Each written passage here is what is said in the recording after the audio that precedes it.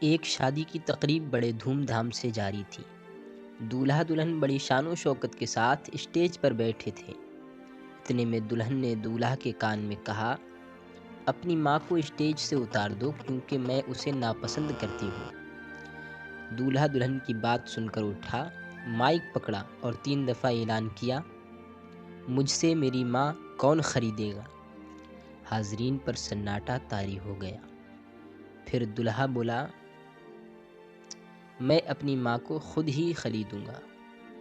اس نے شادی کی انگوٹھی اتار کر پھینک دی اور دلہن کو طلاق دے دی اور ماں کے قدموں میں بوسہ دیتے ہوئے کہا، میں نے نفع کا سودا کیا ہے۔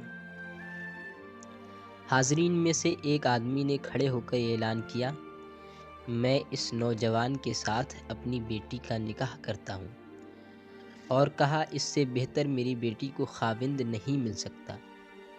اس نوجوان نے دنیا بھی کما لی اور اپنی جنت یعنی ماں بھی۔